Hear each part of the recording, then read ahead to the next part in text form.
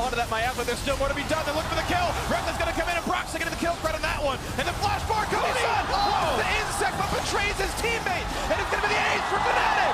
Cody Sun loses his mind by flashing into an entire team at the end. And we talked about the volatility of these fights. Fnatic might win off this. The wave is close. Everything stacked up at the same time. Flame taking insane turret shots. Free. So guys, hello, the LOL Podcast Season 2 episode. I don't know what the hell this is, honestly. I kind of lost track.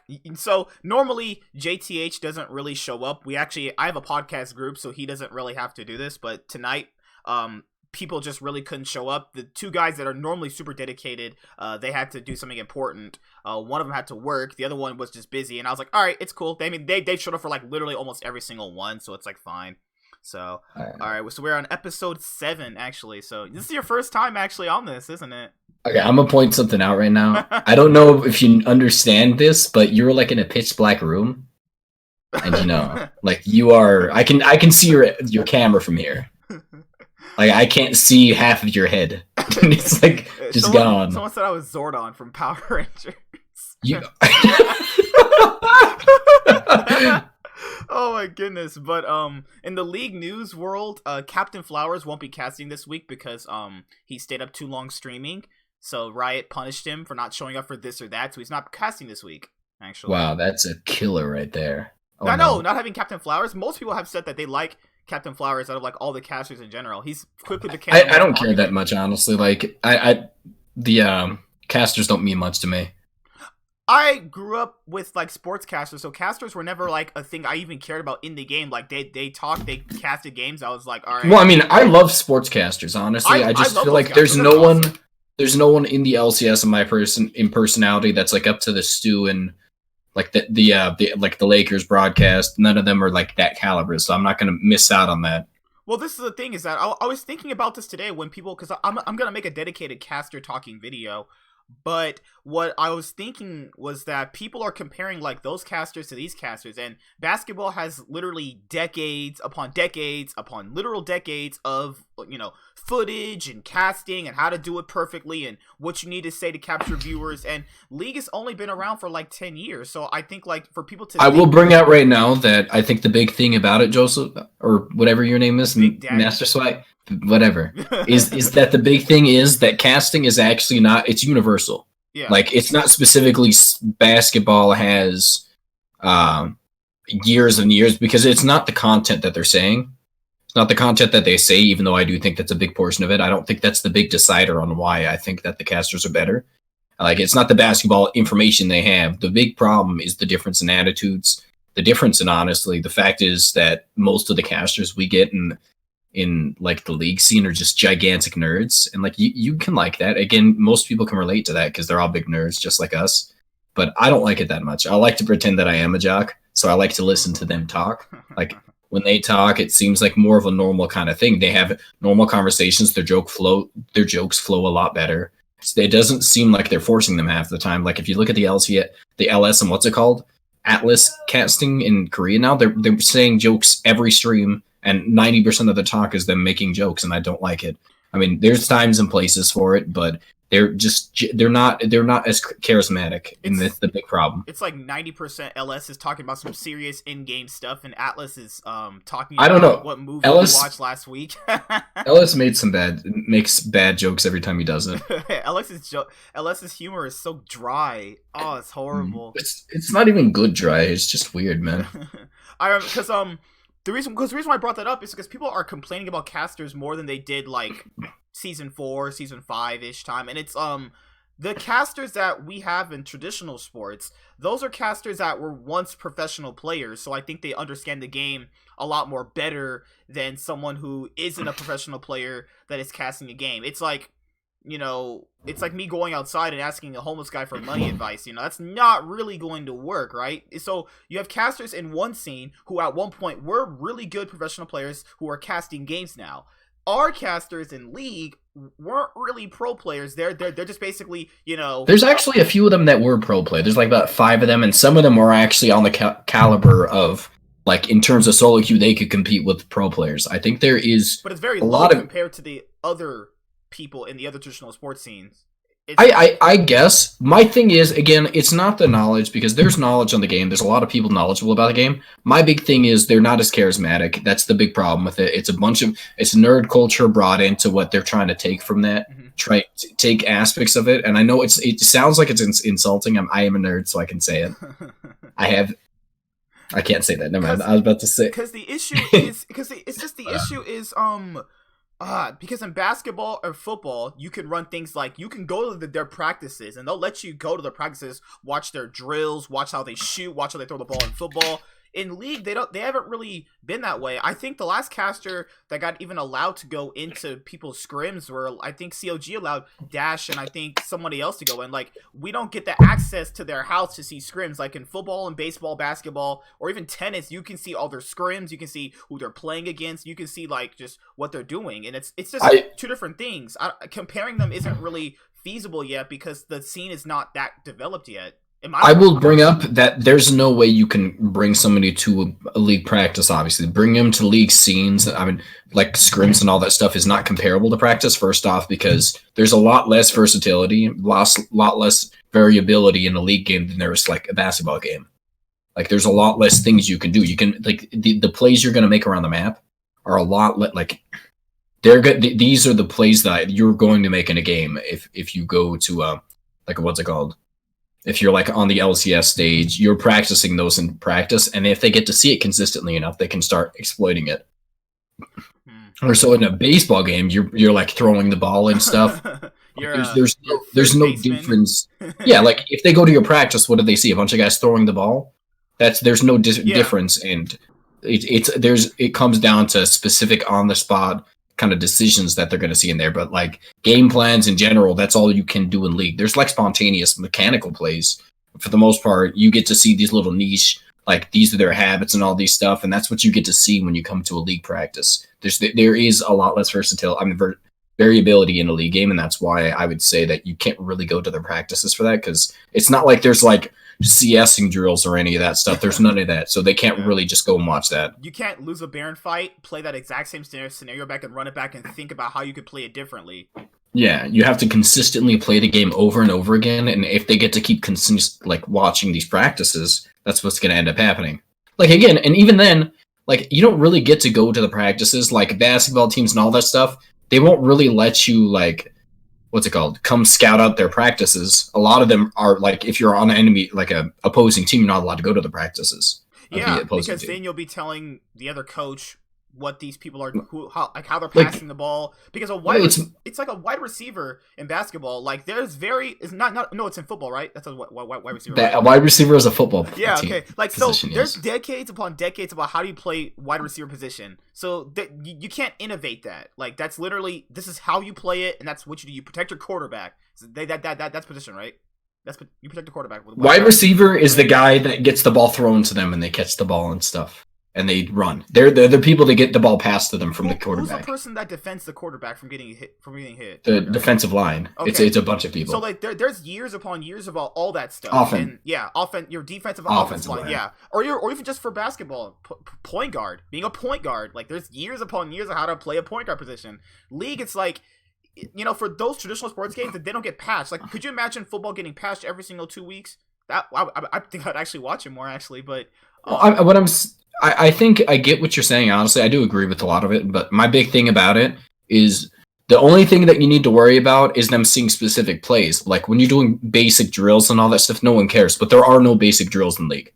There are no basic drills you can really do in League, and that's why you can't go to their practices, because these are constant game plans you're going to be able to see. Like when basketball does like practices where they practice the defensive like schemes and stuff where they make plays out, they don't let anybody come in. And that's the same thing with League, but League doesn't have those practices where they could just like CS and all that stuff. I think that'd be a great tool if they could eventually add that. I agree with that. That's a great one. Where if you're in a scrim and you lose a team fight, you people can stop it in a scrim and see how they can play out a fight differently.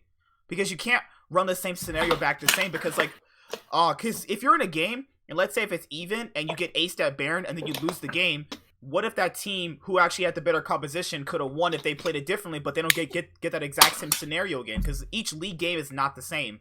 Like, you don't get the exact same scenario each time. They need to actually implement a way where you can rewind and have like a turn back button in scrims where you can have a point to actually, what's the word I would say? Get to a point. He actually cut out his sound, didn't he? He cut out his sound. I was typing. You I were didn't think you wanted to hear me. typing. We both have Razer keyboards. They both sound the same. Well, I'm saying you don't want to hear me slamming on my keyboard, do you? People actually so I just enjoy- kind of muted myself. Actually, someone is probably gonna eventually ask what keyboard that is, and they're gonna ask what type of keys it has. People have asked me what's mine. At one point, it was a Razer keyboard, but now it's a Cheeto infested and all that kind of other stuff kind of keyboard, and it's partly Razer now. All right. So, what did you think about the LCS so far? I will bring up, this is probably, in my opinion, one of the worst like levels at which I've seen NA play at. Fucking horrible. Like this, I'm just saying, like Cloud9, if we look at their, who did they play? Who are they playing? Actually, yeah, we'll start on Cloud9. So, guys, Cloud9 Cloud9 is 8-0. So, right now, a lot of people are comparing them to TSM of 2016 summer TSM, because the 2016 TSM is yellow start, so they're vastly different. The 2016 summer TSM, where they went 17-1 in best of threes, and you have Immortals who went 17-1 in the best of ones in 2016 spring as well. So, would you compare them to them? Right now, I think this you is can. probably the worst first place team we've had in a while. I'll bring up a few. Let's look at their last game. Honestly, I think they're getting handed wins right now because the quality of the games are really low. Vulcan is the best support in NA. I think that's undoubtedly the case. I think Sven is probably the best ADC right now, and I do think that's also the case. My big thing about it, though, and Licorice, again, arguably the best top laner. I agree with that. My big problem is Blabber is such a downgrade from the rest of the junglers in the league. Like, look at their 100 Thieves game. Meteos complete was it? No, not their 100 Thieves. Evil Genius's game. Actually, we could go from this one because this one be relevant. Dardoch actually outplayed him and got Bjergsen ahead, but TSM are worse at team fighting than Cloud9 are, and it didn't matter that if Bjergsen got ahead, the advantage was just thrown out the window. Yeah, again, I think actually outplayed him, and it didn't matter. Yeah, I think, like, let's think about this. You watched everybody watched the Evil Geniuses game. Oh my god. I think that was probably the single, like, most undeserving good KD I've ever seen a jungler get. Like, at the beginning, he was out-jungled by the fact that he went to Krugs.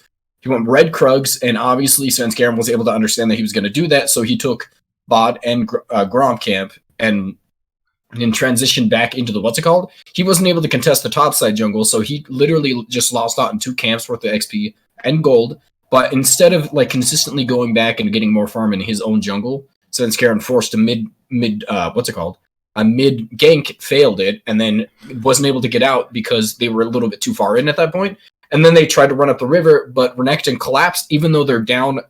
Even though it was a 2-0 or 2-1. The person with TP on Cloud9 was already there, so they can't TP into this fight because Licorice is more or less so constantly winning his lane. So he was actually losing this lane early, like surprisingly. He was down. Oh yeah, no. This was Evil Geniuses. He was losing early because. Oh, you're talking about the play where they went for the Rumble dive with Jarvan, right? No. This is way before. I'll bring up again. I think this is the first kills of the game. They go mid gank, fails, Evil Geniuses. It was a poorly executed gank. On top of the fact that they had no like escape plan. Blabber is completely like again. He's down 2 camps at this point. You don't have to force that, and even if you do, there was a lot better ways to do it. It seemed like he was doing it in vision, didn't check the vision side of it, and then like literally just failed his was it the flag and drag? Like it literally he didn't get him with it. My big problem with it is the fact that even though he did, like, again, they got a kill for, but it was 3 kills on the Cloud9's side because, again, they were down 2 TPs to nothing because the person with TP on Evil Geniuses was already in that fight, so they can't TP somebody in there. While it was top lane was able to TP in, and by the time he TP'd, again, this was already a losing fight on Evil Genius' side because again they failed the gank. They're down all of their abilities, so they can't really contest. And Gragas was able to come in and like kind of body slam and get a full combo off of them while they're still running into Cassiopeia. Which again, Niski got probably his best character, which is unarguably his best character. It's funny though. We were literally just talking about him not playing Cassiopeia. Plays Cassiopeia that game and just like. He played actually pretty well. I think he actually. I wasn't really sold on it. Again, I think that again he looked better than usual.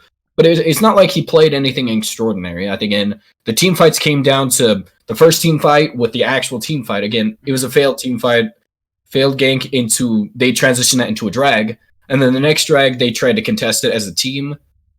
And again, Rumble didn't get a single ult off. That was Jizuke didn't get a single ult off inside of their team, which means that they don't get anything for it. And then the flag and drag, he literally flashed into their backline, and then Rakan tried to follow it up, but by the time he got the W off, he did get the knockoff off, but he died immediately. Right when he did the W, he died. So they're down to 4v5. Rumble never gets an ult off because he's constantly getting chased out by Licorice. Like, you have to at least try and throw it down. There's no follow-up on the flag and drag because Bang never got an auto attack off that fight. Like, they're just improperly playing the team fight, and that's what it comes down to. I think Cloud9's not being clean in a lot of these fights. I think that, first of all, a lot of their teams haven't gelled together well, and a lot of the wins they're getting are just against massive amounts of mistakes right now. I'm not really impressed with... Their thing is that they're really good at mid-game team fighting and turning it into objectives that win them the game. Their early game still needs a little bit of work because I don't know. I mean, their early game looks solid because Licorice wins every lane. Niski's doing pretty well, and bot lane wins too. But we said though the TSM game, that was their closest early game so far was against TSM. That was their closest early game they've actually been tested so far. If TSM knew how to transition any advantage, TSM could have maybe had a better shot at winning the game. Close early game. TSM was winning their early game. Like, the problem is that TSM doesn't know how to close out a game. Well, we said they had the better early game than Cloud9 did. Yeah, again, what I'm saying is TSM should have won that game. I think Evil Geniuses improperly played in that game another one. Like, a lot of their wins just aren't as impressive to me because I don't think they're getting wins against competent enough teams. And even then, see, like, they're like, it's just look, Blabber's looking mediocre right now. He got outplayed by Dardoch. He got outplayed by Svenskeren. But those are things that we should expect, though. Those are better. It doesn't. It's anyway. What I'm saying is, it's good to be average. It's not good to be below average, in my opinion. That's what I think that Blabber is at right now. Because I think the mid gank on Evil Genius's part was that I think they pinged it. I don't know, really remember the exact scenario, but it was Niski, not Niski, what's his name? Jizuke almost wins a trade with Rumble, and then Svenskeren could have committed to kill him, but they didn't do it, and then now they're down 2 summoners, and now you have Cassiopeia and Gragas running at you. No. They blew the summoner. Essentially what happened is Cassiopeia flashed out, and they tried to extend this trade and try and get the kill instead. Yeah. And that's what overdid it. They literally just made the most basic mistake. But you can't blame Cloud9 for that. It's not about blaming Cloud9, it's that they got a free gank, free 2 kills handed to them, and a bunch of summoners, and all these things that weren't, like, again, a competent team that I think that the rest of the world's going to have. Cloud9's not going to be able to, like, Cloud9 is not going to see these mistakes on an international stage. These other regions aren't making the mistakes that NA is making right now. It's incredibly embarrassing. Well, I think this is good enough right now because it's what we can react. We're at week 5, right? It's not about that. Like, again, this is a lot of players that have the previous seasons. Like, a lot of the players, like, in the previous seasons, like, even like 3 seasons ago, a lot of the players were new. Like, there's a lot of new players into the scene. These are a lot of veterans. It's mostly veterans in here, and they're making mistakes that are genuinely are unacceptable at this level of play. And it's not something the rest of the regions do. Like, again, some of them make bad plays, but NA is just really frustratingly hard to watch right now. A lot of the, like, none of them look clean. Cloud9 is getting punished in the early game by a lot of these regions, by a lot of these teams. Like, a lot of these teams have punished Cloud9 in the early game, but they're not able to do anything about it because they don't know how to close out a game. This is the thing, though. Just because you can punish someone in the early game and not transition it doesn't mean that other team isn't going to take that information and use it more effectively too. So that's something bad for Cloud9, is it not? Because these teams, it depends. Because the issue is that if they're getting challenged right now, this is better for them to learn from that. I mean, it's only week 5, and these are things you need to be punished for right now to learn how to get better at it. If they don't get punished for it at all, then something these are problems they shouldn't have. These are not apparent. Like, you don't fix early game problems because that's pure laning. Like, again, they're winning a lot of the top lane, but mid lane, again, is going to be punished by everybody. He's not impressive looking right now. I think he's gotten better. I think he's gotten a little bit more better than his last year performance. He was substantially better than last year. Yes, I agree with that. His last year was tremendously worse. He just was a walking feeder at that point. Yeah. But Sven Sven and Vulcan. Vulcan is incredible. I think he's the best support net. Again, Him and Ignar, I think they should be MVP quality. I think right now Vulcan is still above him. Ignar again is good. I was but surprised Vulcan, by Ignar. I did not have much hope in it, but I think he's actually looked pretty good. I don't think he's ever looked bad. I just think that he's a playmaking support, and on bad teams, plays that are not going to be able to be followed up really well. So that's Cloud9. So my opinion on Cloud9, I'm their fan. I'm glad they're actually 8-0. I think with as bad as North America looks right now, this could be our first LCS 18-0 team. This could be I think with the quality of the games, this could be our first actual 18-0 team. But this I don't know about that. Really? But this is the issue that people are saying NA is weak though. But Cloud9's always been what, top 3, second, or first anyway. So it's not really that it's improbable to see them at first place. So if you're always constantly top 3, then a couple of splits and you're gonna be first place though. What I'm saying is NA looks incredibly. It's not even like it's not even just matter Cloud9. of A lot of the if other or teams not. look bad too though. No, Cloud9 is the best team, and they look like they would be competent in other regions. I don't disagree with that. I think Cloud9 though is it's a fallacy because it's a fallacy because the fact is a lot of these teams are making boneheaded mistakes and giving them free wins. A lot of these teams are like not either they're punishing them but not consistently doing it enough. Like the way to the point where they're able to close out teams, the games. The way someone like Griffin or Dragon X would. Dragon X is unfortunately not as good as people make him out to be. But yeah, man, I've never seen a more overhyped team after like a couple weeks. It's been 5 weeks. They look atrocious in terms of just actual macro play right now. Their landing phase is pretty good, and Deft looks great. SKT has not looked good in a lot of their wins either, but yeah, I don't think we're focusing on the other reasons right now, so I won't get too in depth on that. But it's I've actually watched LCK. I think it's holy crap. They're gonna get destroyed at Worlds again. They're playing. They're gonna smack people around. No, I think they are. I'm telling. They're still playing like snails. Those games are long and boring. The game is swapped from fast-paced gank-centric to fast-paced objective control-centric. And that's something that I think Korea is actually pretty good at. Like, even though I do think they're playing slower than most of the regions, they 100% are... They have such incredible laners. The laners solidified. And not only laning, but they're really solidified to be able to get dragon control. You know how we were talking about Damwon and we're talking about Naguri? Straight up did exactly what I said last night. I was watching him play too far forward 3 times in a row. Got ganked. He literally solo lost his team the game last night. Good lord, man. He just never learns. Just never respects jungle pressure. That's his biggest weakness. I don't think he even falls to ganks more than often than most top laners. I think that they focus more often than not.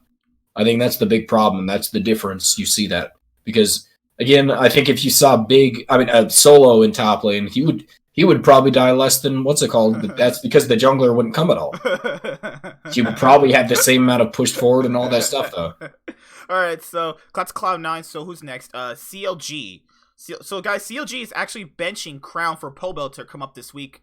And CLG has to face Cloud9 and I think FlyQuest or something like that. So they're gonna lose. I mean, Pobelter might be a good shot caller, but their problem isn't like. Even though I do think it's a big problem for them, it's not mostly macro play. Like Rune is the worst. Rune is literally the worst player on that team, and they did not replace him. I thought Wiggly was their worst player. Wiggly is like the third worst. He's not. He's worse. Wiggly is better than Crown and Rune right now. I mean, is that saying much? It's not saying anything, but I'm saying they literally have the worst 3 players in the league on their same team. Because Crown looked like he was literally the best mid last year, comes to CLG, and completely returns back to KSV Gen G Crown, where it's just like, put him on Malzahar duty. It's like, if you literally take off the nameplate, you literally have, like, potentially the worst mid in the league, and it's like... I will bring out right now what I think the actual situation is, because it's obvious that a lot of these players are just struggling from its mental things at this point. The environment in CLG is the problem here. It's not productive, it's probably not... It's not anything besides the fact that they, first of all, are not cohesive as a team in terms of emotions. There's a lot of players that don't get along together, obviously. I don't know if they're toxic or anything, but they're not liking each other. There's not a lot of team unity. They're never going to make it because, again, the biggest thing you need on a team, the biggest thing you need in terms of a mental aspect kind of centralized game like this that is focused on how you're feeling at that day, the biggest thing they need is a good environment. You need to be happy with the situation you're in. And it's obvious that a lot of these players on CLG are just unhappy. Like, like Crown, take him for example. He's the biggest player in terms of like if he's in a good mood, you're doing good. But if he's in a terrible mood, we saw that for a year on KSV. We saw that literally this year he's been the worst. Like it's not. I think Crown is still somebody I would pick up on a team, and that's purely because I know the fact is that CLG is at fault here. They're literally there's the coaching staff needs to get fired. 100%. Coaching staff needs to go.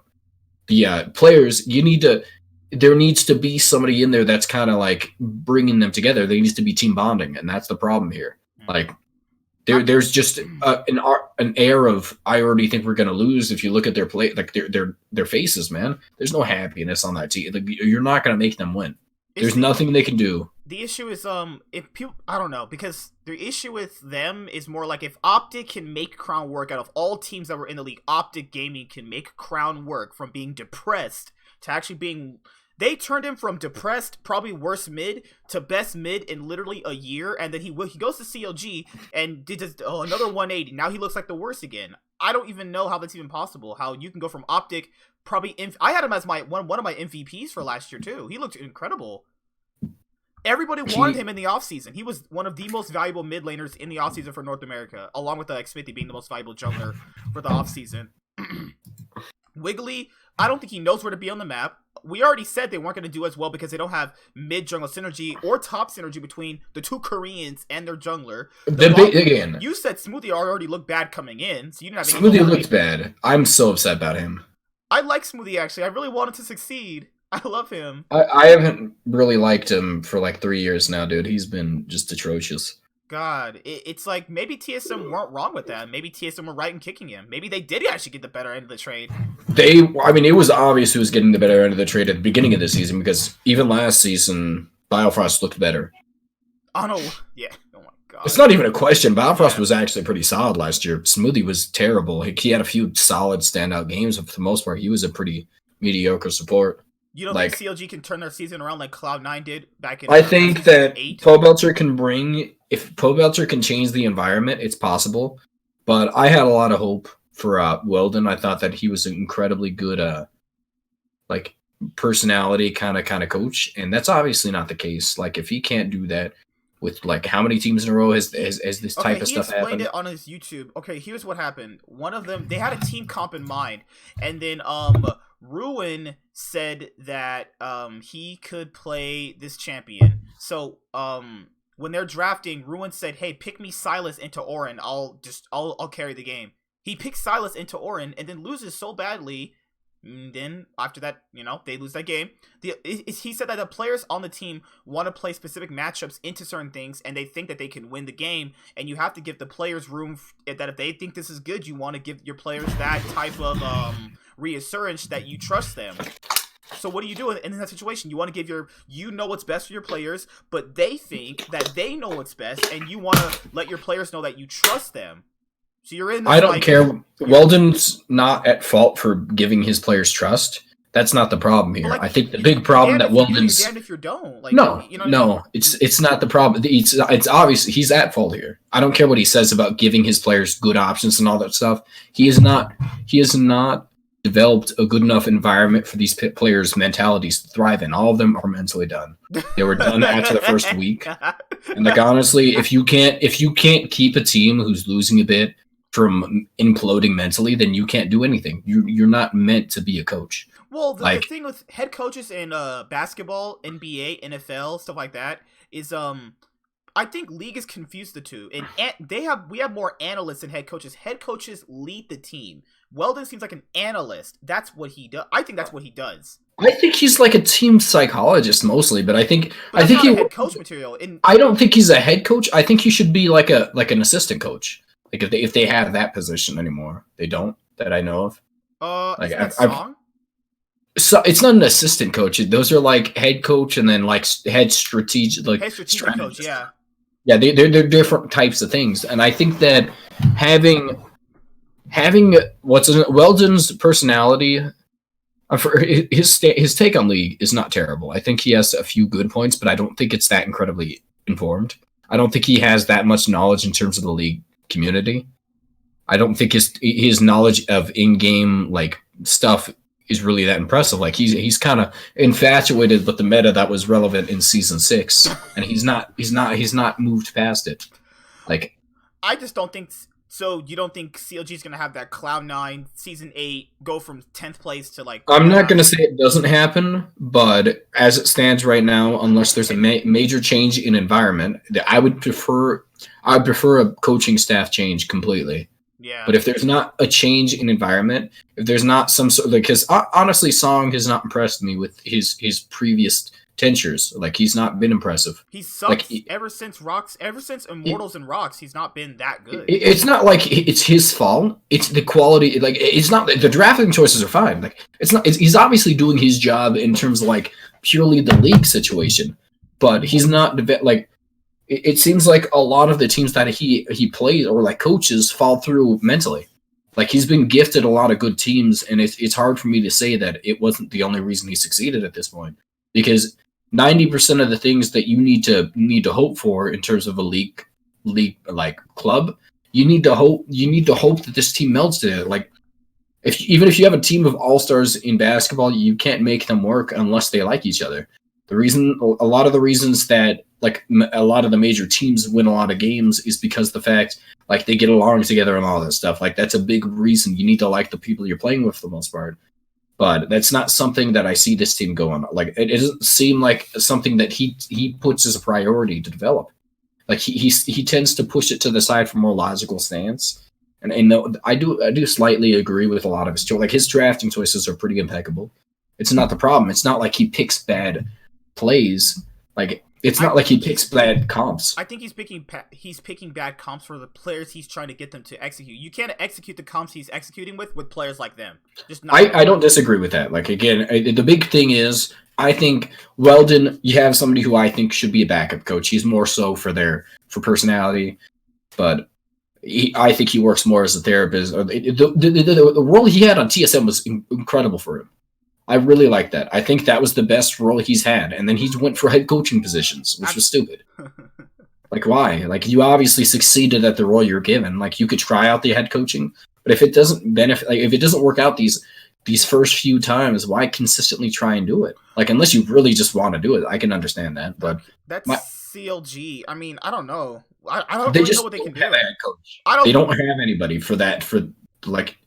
For a mentality shift, and that's what they need right now. They don't need like when they're playing on stage, they don't like each other. You know what I mean? Well, I'm just saying. Like, you can I think Rune is a good player. Like, I think that when he came to NA, he sucked, and that's purely I'm going to blame that the fact that they've ruined what I would say are two really solid players when they came onto their team. Like CLG, Rune came over, he sucked, but he came over. Crown comes over, he sucks with them. There's all of these players suck now, and there's something to say about that. Yeah, it's like Rainover can't. Well, Rainover was already trash before that. Good lord, that's kind of sad. All right, so that's CLG Cloud9. Everyone's next popular team that I got flamed for saying Meteos played badly. Holy crap, Meteos did play pretty badly because they got pretty destroyed in these last few games. You know, I thought I don't like Meteos. You guys, people know I love Meteos. I love Meteos. I met him at the LCS. We talked. We're cool. The issue is that I got to talk about this gameplay. He's been looking really, really boosted lately. I mean, that's only because of Ryoma. I think Ryoma is such a weak mid laner that I think if they don't actually start winning soon, they could actually replace Ryoma with Saligo.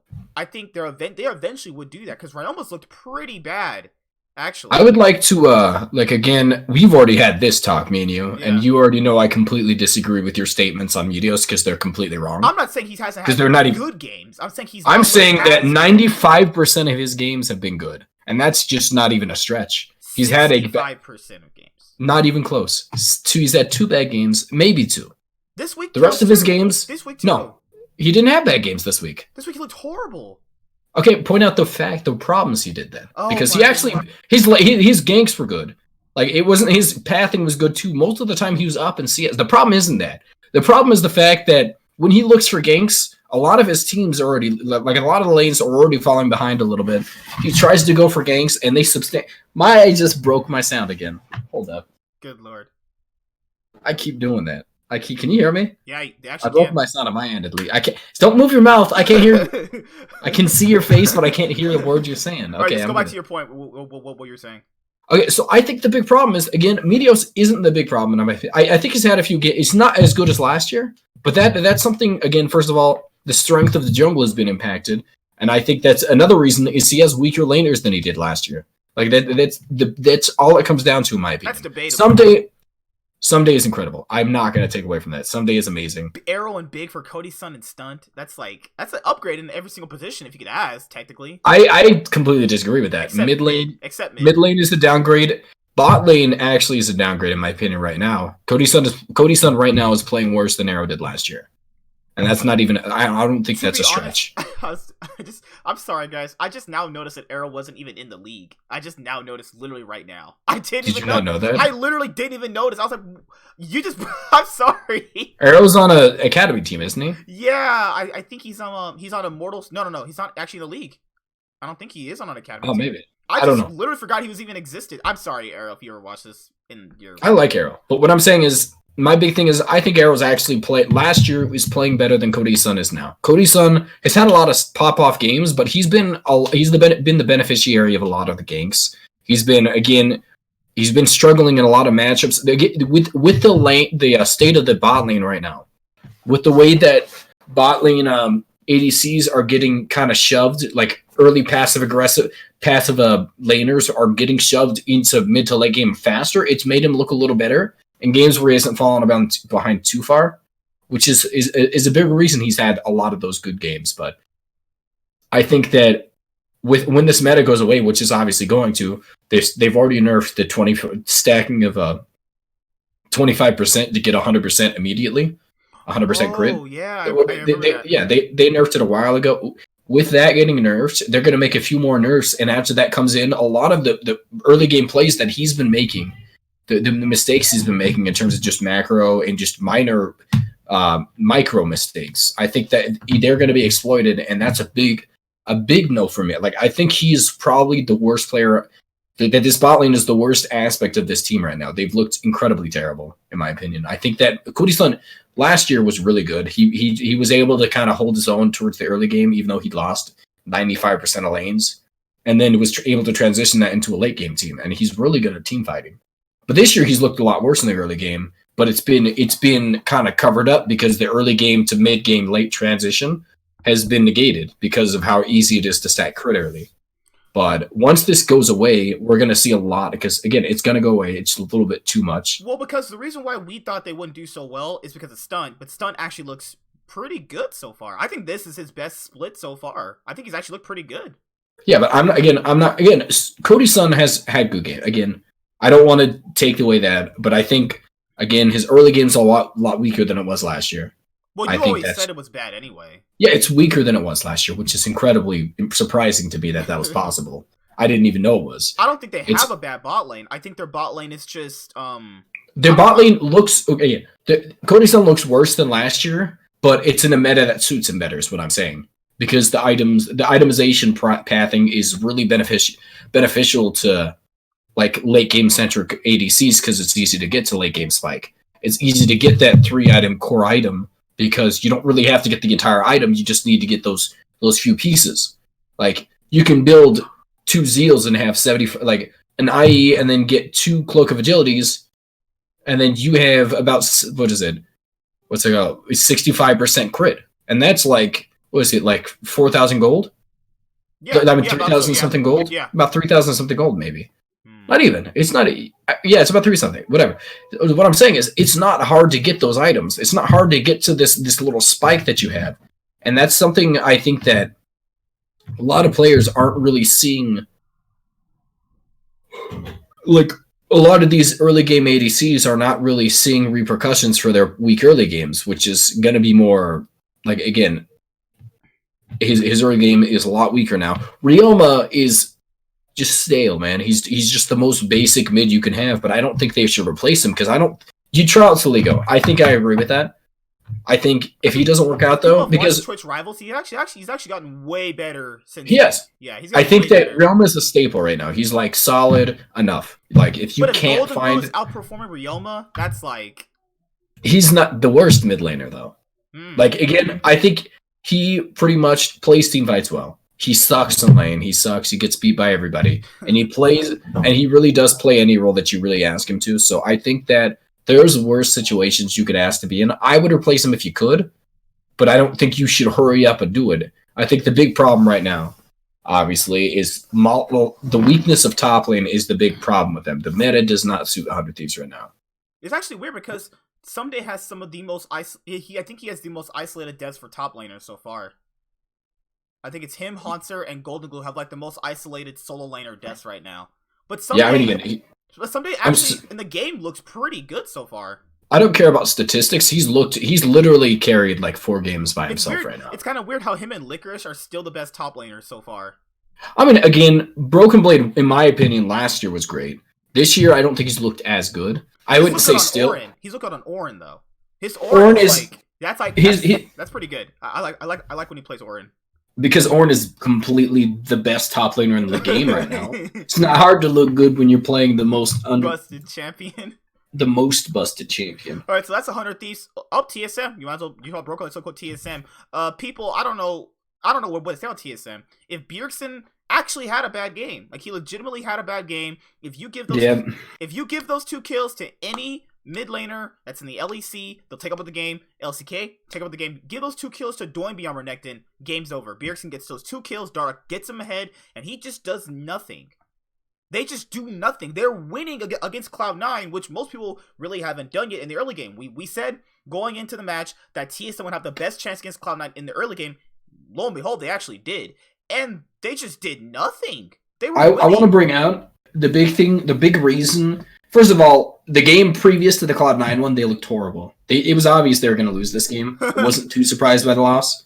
But my big thing about it is I think that I wouldn't blame Bjergsen for this one. I do know he got kills, but a lot of the transitions were late. Like it was more so they consistently tried to rotate around the map. Like a lot of these fights that benefit Cloud9 because they're more macro-oriented teams, they tried to force fights, and then there'd be more teammates on Cloud9 side there every single time. They'd get there faster.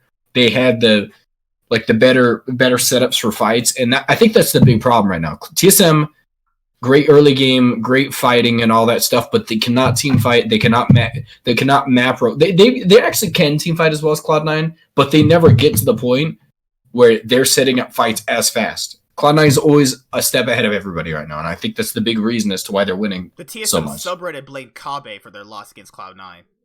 I mean, it was not... Bjergsen was not at fault here. I don't even think that he played poorly. Like, I think that... I think he played poorly the game before Cloud9. I don't think he played that well. But Cloud9's game, he did not play that poorly. I don't think anybody would have taken over that game with the state at which... Like, with the rest of the teams and lack of... shot calling they have, no one would have taken over that game because it doesn't come down to solo carrying a game with kills. You can transition that if you're the best player in the league.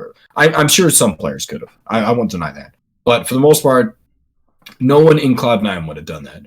I'm not Cloud9. NA would have done that. No one in NA would have taken over the game and won from there.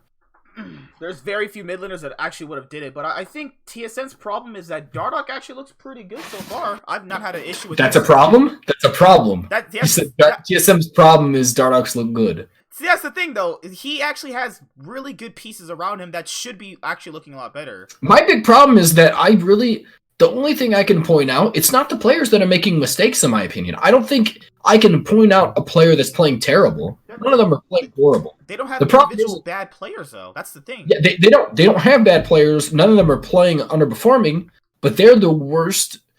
They're the second worst. I keep forgetting CLG exists. They're the second worst melding team on the planet, and they're relying too much on an individual skill. Like, they literally could be better than all these teams, but the problem is that they don't know how to play together as a team. They don't know how to set up these fights. They don't know how to transition fast enough. And they're literally just trying to win fights and then transition into team fights. And they're not able to do it because, again, a lot of these teams are out. So the Cloud9 completely just embarrassed them in terms of macro. That's horrible. I mean, we already talked about that going in. Like, Cloud9 has better macro. TSM has better early game. Cloud9 had better mid game. TSM has better early game. It's all going to be like one of those. Whichever one. I was kind of hyped for TSM matchup last week because TSM looked good. This week they lost all of. I'd arguably say they're still the second best team in the league, arguably still. I don't think so. They looked horrible this week. Both of their losses. They threw the FlyQuest game out. They could have won that game. They could have won that FlyQuest game. It was embarrassing. Like, it wasn't just about winning. It's about the fact that they literally didn't know what to do. Like, it's obvious in every single one of the games, and I think they have a high ceiling. I could say that they could be the best team in the league. But the problem is that it doesn't matter if they could be. If they can't fix these obviously glaring problems that they have, they're never going to be even an average team. They're not going to be an average team because individual play does not make a team good. Guys, he put TSM as his number one. That's why he wants. I did. I'm so upset about it. But the problem is that I keep going off like ceilings. I go off names, and I know that they have the potential to be good, but they're never going to get to that. They're never going to get to that level because it's obvious. Do you think it's their coaching staff again? It's not the coaching staff. They're obviously it's well, you know what it is. They don't have a shot caller. They don't have somebody in the game to lead them to the right direction. Their ability to transition, like the moment they step out of laning phase, they become FlyQuest. They literally become CLG. Like it's so crazy to me. Like, actually, FlyQuest they could dominate. Like I could tell you right now, they could go play IG, and I could still like on a weird day they could dominate them in laning phase. And the moment they even like walk into the river, like it's over. The game's ended. The Shy just collapses on them and just destroys them. Yeah, that's just what's gonna happen. They're just gonna get 1v5. They go for a 10-minute Rift Terror like everyone is doing. Shine rookie collapse, game's over. They could have been doing really well in laning phase. Actually, their laning phase isn't the problem though. They have the best laners in the league, I think. Beside Sven and Vulcan, which are actually decent, really good laners. I think. The laning phase wise, they look incredible. I mean, again, Cloud9 has top lane good. I think that Broken Blade has the ability to be a better laner than that, but he's not doing it right now. I think that like last year we saw it. Last year he was the best top laning laner, but this year we're not seeing as much capabilities. I don't know what to say. Like I can't fix their problems because there's so many of them. The only problem they don't have is early game. That's the one they don't have is early game. Individual skill, and that's the big thing, that you can build a team off individual skill, but you can't build a team off you can't have a team of only individual skill. Like that's what I'm saying. Like it doesn't seem like there's much thought process being put into developing like a team. It seems like more so like they want to have a KT Rolster like super team, but they don't want to actually put in the work to figure out their macro. Because that's why KT Rolster failed with their super team, is that the team didn't have any macro, but you had a bunch. They didn't fail. I mean, they made it to. They lost to the world winners. Like they could have won too. They were the only team to Worlds actually. If they won that series by one game, they would have won Worlds. Yeah, and I don't think anybody argues that. Yeah, like they literally were very close to winning Worlds. But this is the issue with them before, was that they didn't have any macro. It was just a bunch of good players put together. That was their issue before. That's the reason why they didn't do anything the previous year. And I think that's what TSM is going through. They have a bunch of pretty semi superstars in what they could actually have. You have pretty much a superstar top, superstar jungler, superstar mid. You have a really good support. You have a really solid ADC. They have a bunch of great names on paper, but as TSM does, what's the thing? Oh, I just figured this out actually a few days ago. Is Leia, whatever his name is, who dates Doublelift, was actually Reginald's girlfriend at one point. So what happened? TSM social media person dates Doublelift, who also previously dated Reginald. So Reginald lost his girlfriend to Doublelift. How long ago did they break up? I don't know. Actually, that's been never ever talked about. That's all I know so far. I'm curious. Was it around the time that Doublelift was on TSM? What are you implying?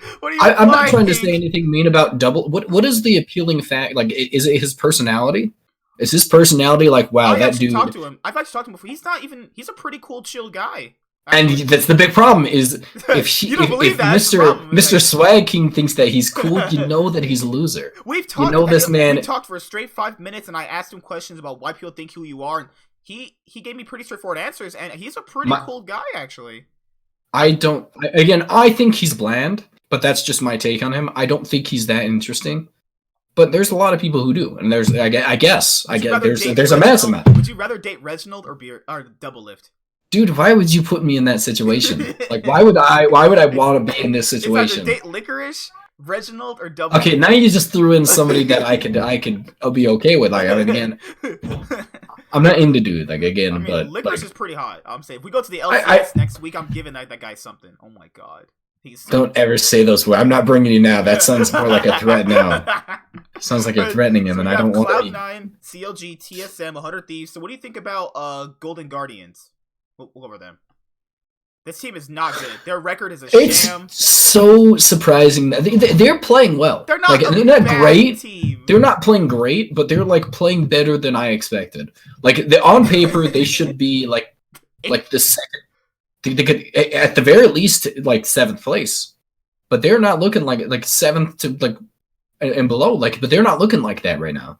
Like again, first of all, they gelled together too fast. Like that was so incredibly fast that they gelled together. You can't say anything about it. Like again, them and Immortals are the big surprising factors of this season to me. Immortals is all good. They're a sham team. That is a bad record.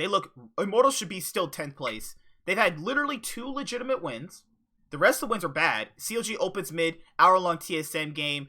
All their games are long. They wait till enemy makes mistakes. Whatever. We'll go to Immortals before we go to Golden Guardians. Immortals has a sham. They're going to be still 9th place. They're bad. That's just a bad team. But the best, You really just got hyped up on the Immortals. The Immortals are bad. Come on. You're not going to say they're good. I think that they have a lot of good things going for them. Like again, they have a lot of players that you knew do actually shine in these kind of situations. Like they have a shot caller, obviously. Like I think the big problem that I had with Immortals was that they had no actual good players. But you don't need to, like, that. It's the exact opposite of TSM, where even though they don't have great players, they do have some good players. Like, SOAS isn't getting manhandled.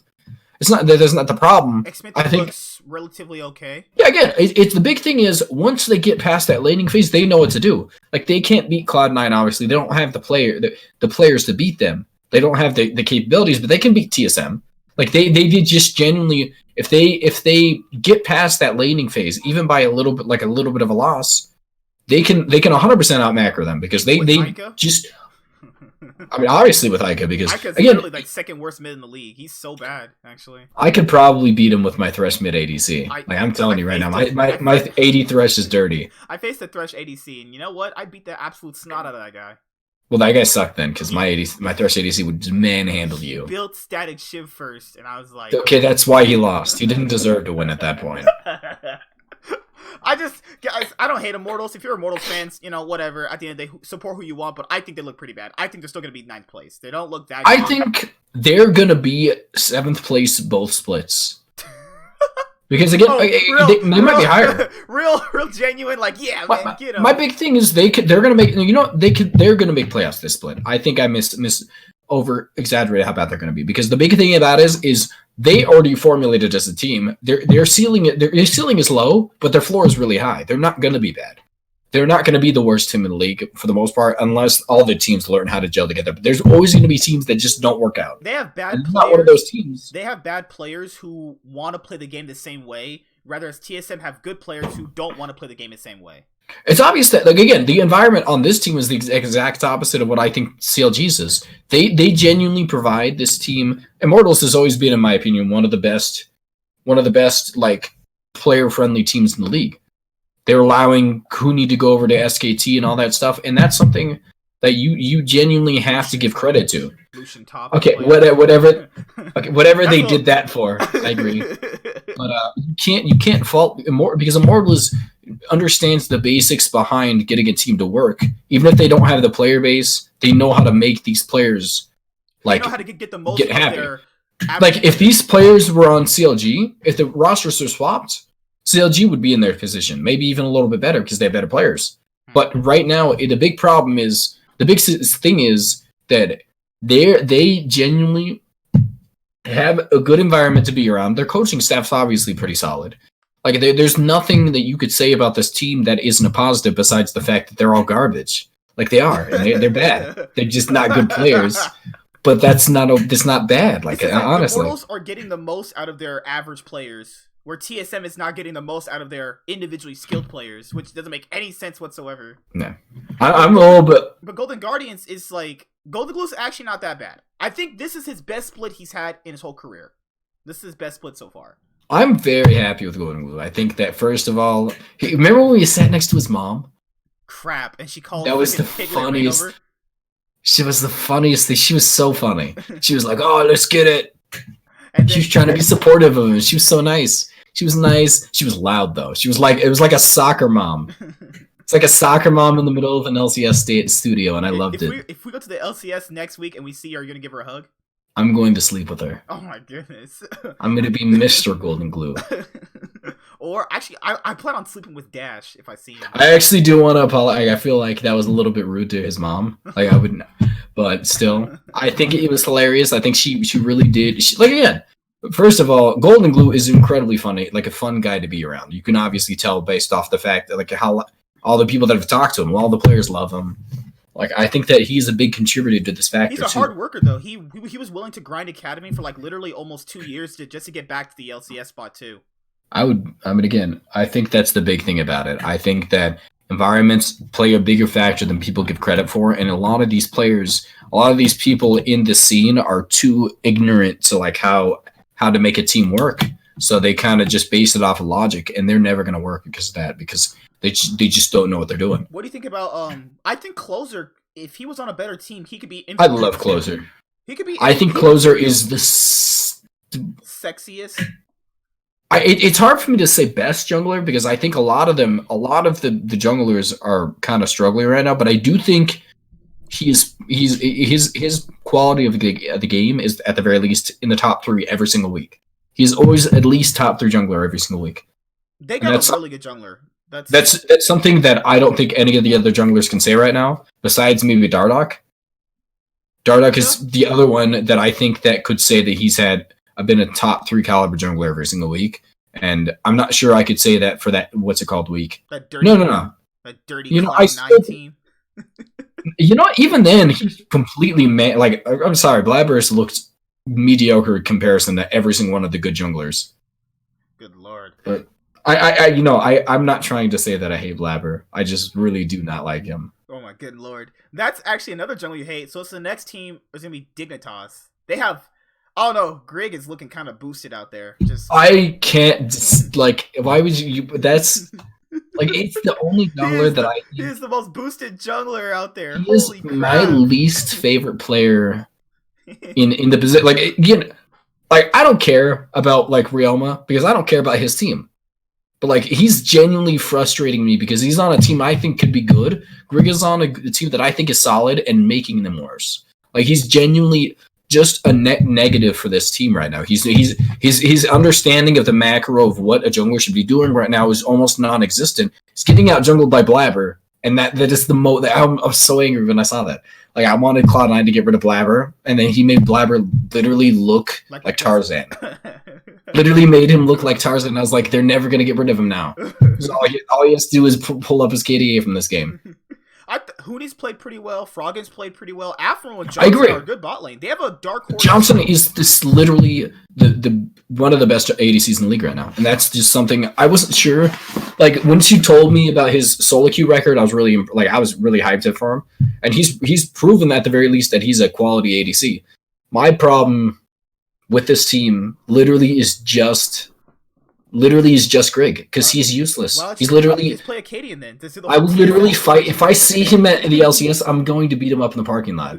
I'll literally fight him. Why don't you just swap him out with Acadian and we'll have a TSM 2.0 situation again? There's no reason to because Acadian's not great either. Like he's better, but he's not good either. I mean, like what do you even do with this team? Like they just don't have the pieces. Like they just don't have anybody. Like there's no one to replace them with because NA just doesn't have good players in their farming system. There's nobody in there. Like I don't even know what to say. Like Mike Young. They could Young would make it better.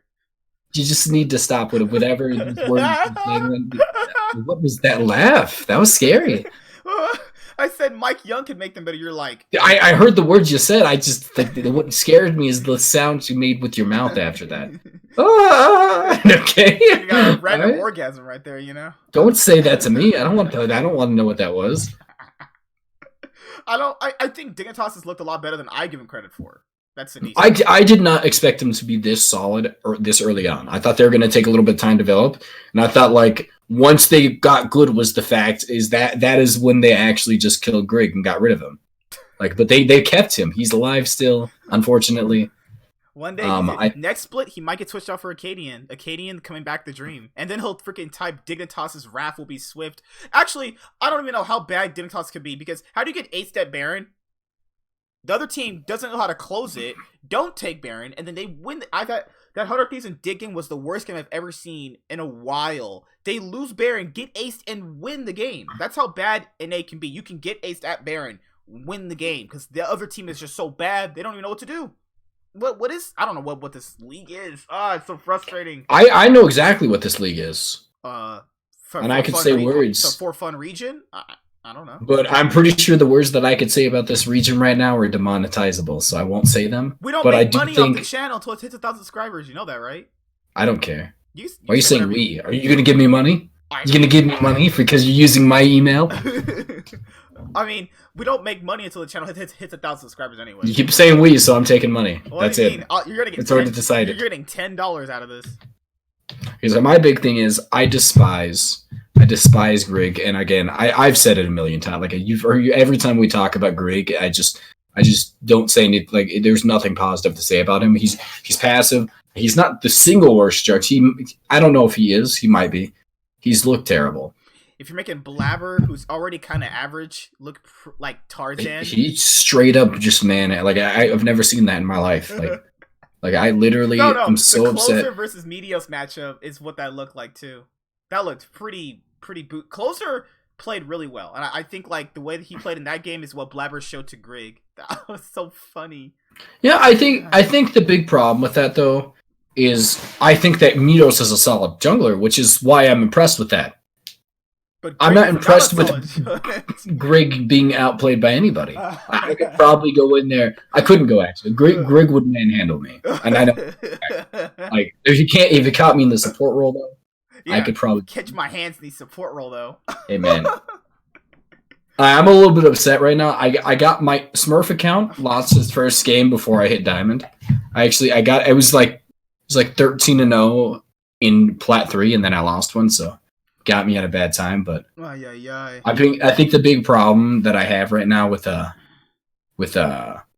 Grig right now is the fact that it's not that again he substantially doesn't do anything like not substantial. He for the most part doesn't do much. Like it's like when he makes plays around the map, I think he does sometimes make things happen. I think I'm not going to say he's never made a good impact on the game, but the amount of times he does not outweigh the amount of times he's done nothing. And the next team is FlyQuest. They're not bad though. I don't think FlyQuest is actually pretty bad. This is one of their few splits where I'll give them credit. They actually look pretty solid. I think the big selling point for this team, first of all, they had two solid pieces around this team. And the other part is the fact their coaching staff is one of the better ones in NA too. I think that's a big reason as to why I think this team is going to succeed. They have Power People and Ignar, who's proven to work before when they were on Misfits. Yeah.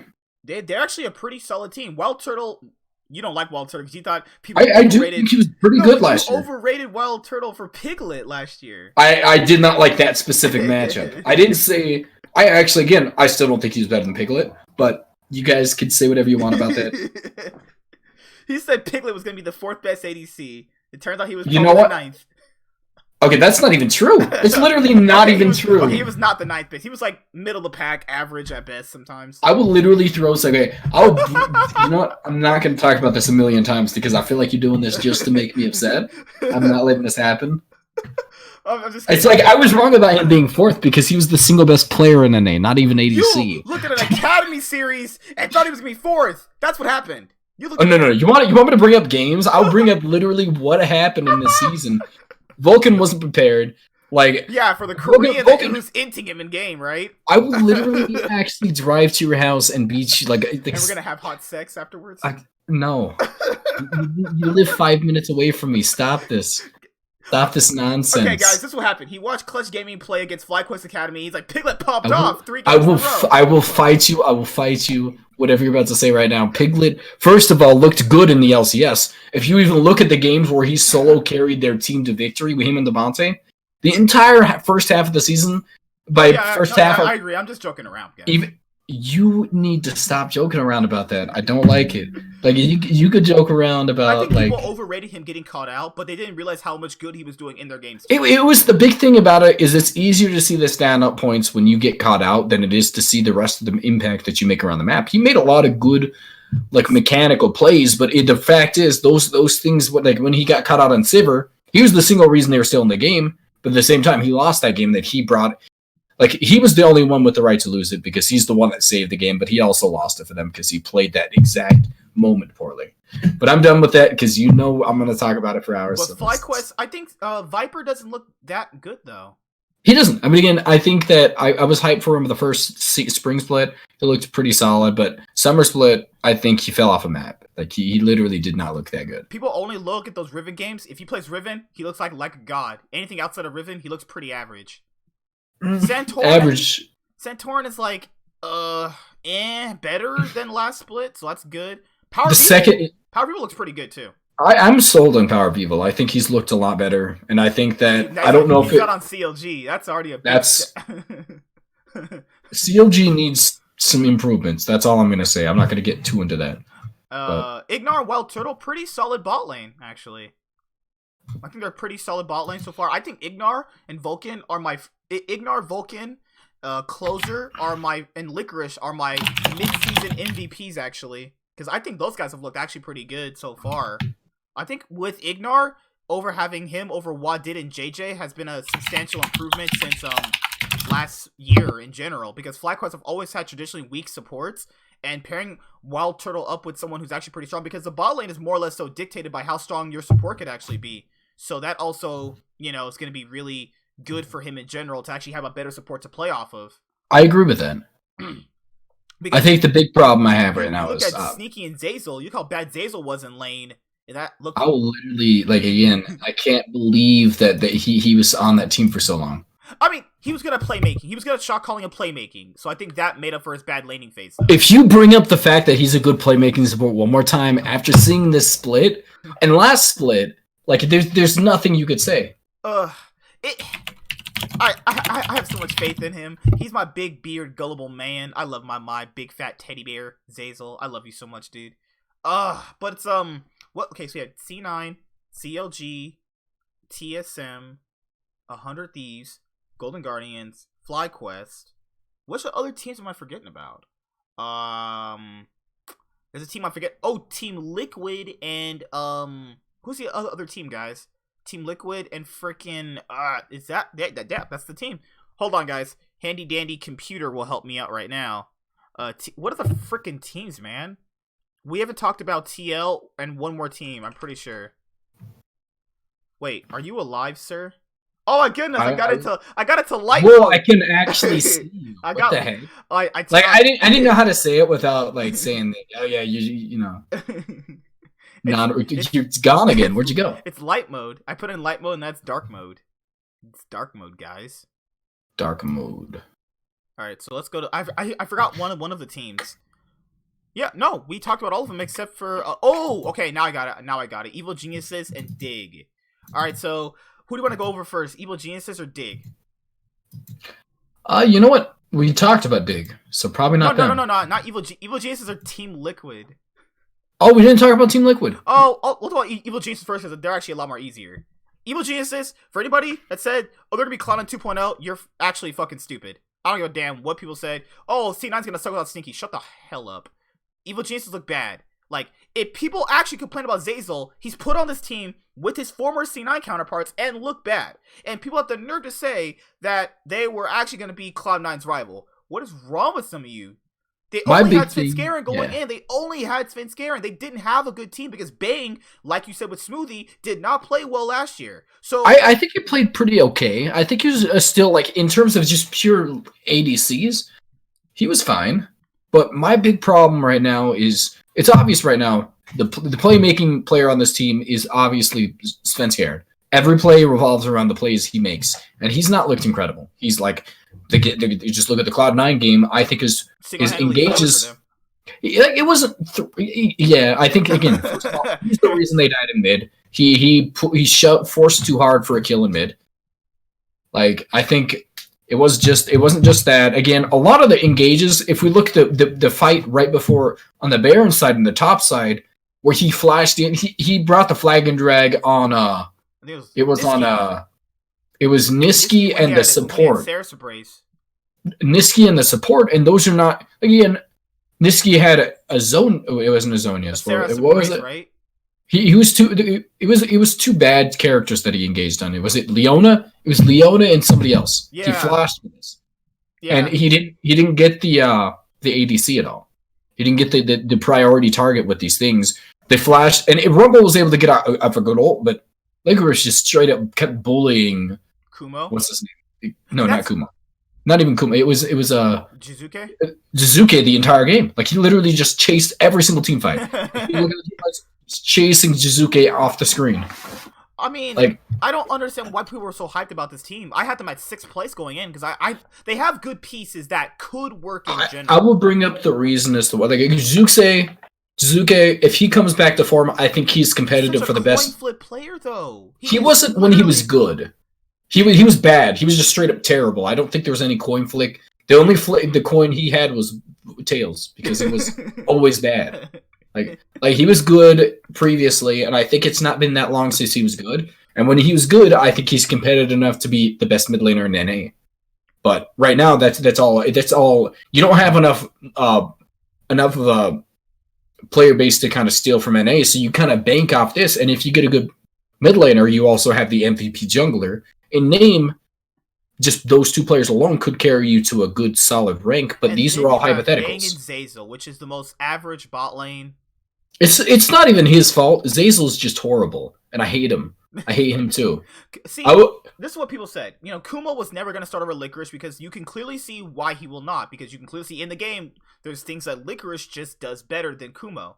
It's not even just that. It's Licorice is just the best player. I think it's the best top laner in the league right now, maybe. Like it's not Kumo's fault. I think Kumo could have been good back in the day, but right now he's struggling. Is he not? Like, I think everybody sees that. He's had better weeks. He's improving each week, which is fine. But I think that people really overrated this team because people only came to this team because Sneaky left, because Cloud9 dropped Sneaky. That's the only reason why.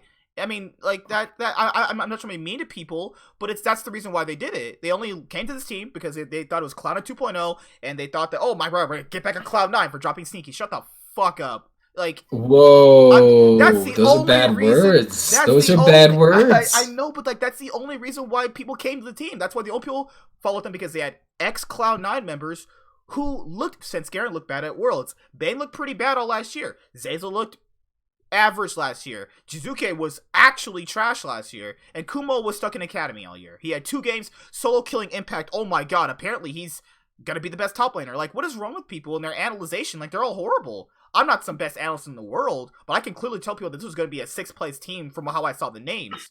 It just was not, like, this is exactly what I thought was gonna happen. I think, again, good pickups on Evil Genius's part. This could have been a good team.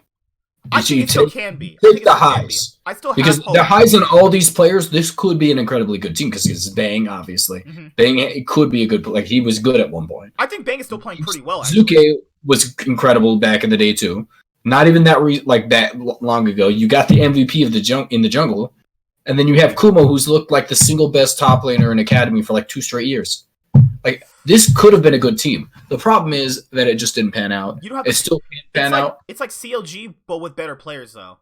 Yeah, again, I think Evil Geniuses still can pan out, but right now, as it stands, a lot of their players just didn't come to that potential they could have had. I mean, this again. I'm not saying that I'm upset with this team. I didn't have very high expectations for them, but I could, like, if they got like 3rd place, I would have been like this. I wouldn't have been as surprised if Immortals got 1st place. Like, it's like there is pieces on this team that I thought could be good, and they just didn't work out to that. Their highest high, I think, for them, like with Immortals, is making playoffs. I think that's like a good year for them in general. They come into the league, you have the brand new guys, they come into playoffs. If they make playoffs, this split, I think that's the best part of your year. But the last team, actually, everybody's favorite team is TL. So if you have a car problem, call Broxah. If your team fails, call Broxah. If you have girl problems, just call Broxah. Because Broxah came in and played his first game and lost to Smithy. That's real irony right there. You come and replace the guy, and then he beats you. I think my big problem is, first of all, their apparent problems last year obviously were a lack of early game aggression, and I don't think Broxah really provides that kind of significant upgrade in that department. That's not really what he shines at. So there was absolutely, if you're not going to make a more significant move, I don't think there was a reason to pick up Broxah. Because at that point, it just looks like they're picking up the name itself. Mid-jungle synergy is why I got it. They said I think Smithy and Jensen didn't have mid-jungle synergy, and they think that Jensen and Broxah would have better mid-jungle synergy than Smithy and Jensen did. I think, again, mid-jungle synergy is the second most important combination. I still think it's jungle support. Mm-hmm. But my big thing about it is right now you have a bot lane who is completely out of meta right now. They nerfed the XP gain in bot lane when you're duoed. They nerfed the ability to roam, because if you roam as a support, you're just down too many levels, because not only is dual lane support nerfed, but you cannot consistently, you can't just sit in the lane and get back up to level with everybody else, because like once you roam, you come back, you're 3 levels down, so you can't compete in the lane anymore. That's another thing they nerfed. So Core JJ also suffers from this. I think the big problem with it, again, you can't force early game fights around bot lane, because they're like level 4 till the mid laner's level 6, so you can't rely on the bot lane to be a main initiator on that, because they're too low level in comparison to the mid laner. Like, this meta doesn't suit them. The early game aggressiveness that you get out of court, like double lifts, is negated, because even if you get an early game lead, the early game to mid game transitions too fast. Like, you can easily get enough items to transition into not having if you didn't have an item before, you're easily going to be back into the game, because that's just how like the situation works in League right now. It's too easy to come back into the game as an ADC, because items cost too little and the power spikes are just too fast, because itemization's just like. I actually had a hot take though. I had a hot take. Cloud9, since they're first place right now, looks better than TL did as first place last year. It's completely wrong. Really? I think. Yeah. I think Cloud9 doesn't look as good, because again, first of all, they don't have that standout player in Core JJ. They don't. No one on that team is as good as Core JJ. It's not about the player; it's about the play style. No. What I'm saying is, their play style is obvious. I think Cloud9's play style is better than TL's play style last year. Their early game is significantly weaker than last year's TL. I want to point that out. Their early game is worse than TL, and that was TL's weakest position. Their position, like their playmaking, they're benefiting. Like their playmaking wasn't as good, because their playmaking players are just not as good as Team Liquid's was. Like Blabber is not as good as Xmithie is making plays. Like their big thing about it right now, Core JJ is better than everybody on their team at making early game aggressive plays as last year than they are now. They don't have that early game aggressive play that Team Liquid did. And even though their record doesn't show it, they haven't had convincing wins. A lot of these games have been unnecessarily close. Like a lot of them have made it off the fact that they're getting their wins off the fact that teams either don't know how to close out or don't know how they make stupid mistakes in the early game, like Evil Geniuses did. Team Liquid, like Team TSM, like all of these games have been decided by the enemy's mistakes and not their early game positive like wins. Like they have had games where they've stomped like everybody, but outside of like I think 2 of their games have been pretty much they've just clapped everybody. I think it's been 3 or 4 games that I think it's genuinely just been mistakes on the enemy team's part that have won the games. The other games, I think, again, Cloud9 is the definite best team in the league right now. I don't think anybody questions that. What do you think about... I think Jensen actually came back to his Cloud9 form. He looks better right now. I think he looks better than last year. But it's just not showing right now because they're playing just worse. He's actually playing pretty well. Okay. It's a lot less beneficial for the support to roam, which means that Core JJ... His biggest aspect as a player is getting nerfed into the ground, which is the big reason as to why they're struggling. Dominant ADCs in the bot lane aren't able to hold a lead as long because cost efficient items are too easy to get to. Like the pieces, like just the cloak of agility and the dagger are like these pickups, like and all these stuff that build into Zeal. If the cloak of agility is good enough to get you a very big power spike into the next item. It's 20% crit immediately, and it doesn't cost that much. It was 25% before, but I mean, again, I think this is Doublelift's worst split he's had so far. in a wide... It's not as meta and plaused, and on top of the fact he's playing poorly. I agree with that 100%. I did not think he would actually have those CLG double splits again. Because he's looked really incredible these past years, but so that brings it all the NA teams. I think that I think at worst, if Cloud9 does lose their first game, I think at worst Cloud9 is actually gonna end the split. If they don't end the split 18-0, they're gonna end the split like 17-1. I think like the only losses they're gonna suffer is from potentially maybe TL or TSM again, because arguably TSM made them kind of work for it in their game just a little bit. So I think TSM have the best chance of beating them. But that's just one game, and so I think they're gonna go 17-1, at worst 18-0. I think they're at worst 18-0. I think you really mistake. I think I gotta put that around. That. Yeah. Yeah. I truly think this is our first LCS 18-0 team, because the reason why Immortals didn't get that is because, let's be honest here, guys. Good lord.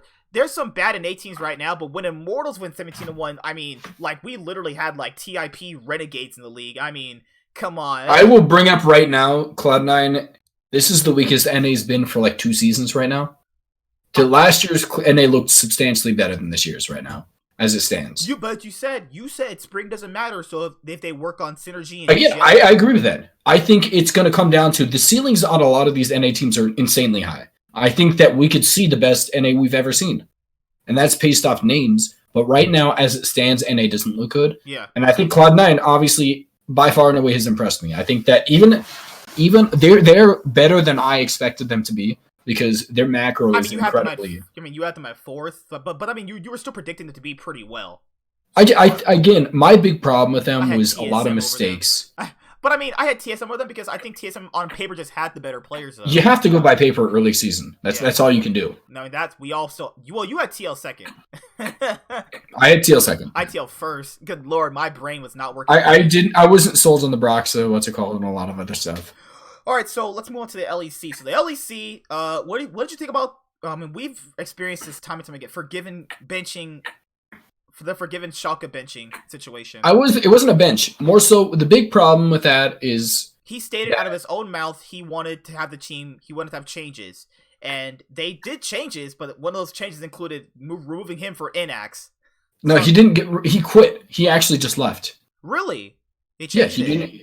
They never changed it. He immediately said, "I'm stepping down." Oh, the big problem with it is my big take about this is the immaturity that came from Forgiven and his inability to actually again. Is that surprising? We've seen this thousands of times though. When this is based off of players like statements about him. I've never heard anything like negative about anything but the fact that he's been a. But we've talked about this, like, we know this. He does this constantly. Like, no, when I hear, like, most of the players that talk about him, it's always about him pointing out flaws. But this time, it's his inability to, first of all, develop the culture that's necessary. If you saw his he was legitimately flaming them this time around. He didn't develop the culture that's necessary to make a team happy. The environment was not able to, like, benefit because he was being a negative impact all around. On top of the fact that he just... First of all, I didn't know we were doing both regions. No, just this little bit. Just a little bit. I hate the attitude he's had towards like this situation. Like this should be a top tier team.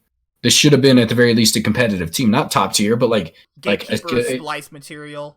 Yeah, like they have been a big letdown because first of all, Forgiven, even though he was a decent enough player on the team, he didn't have the attitude to be a team player, so he can't function in this region. Well, I would never give him a slot on any team at this point. That attitude, he's not able to be on the losing team. I think the reason why people are mad is because he comes back into the league after being part of the Army. You think the Army is going to humble him, and he's going to come back and he's going to be the way he was back in 2016, which I thought he was better than Reckless at 2016. I thought he's been a better player than Reckless in general, but he comes back and he's the exact same person. He's literally Dardoch for EU, except 10 times worse because he's not even growing or learning at this point. He just doesn't understand.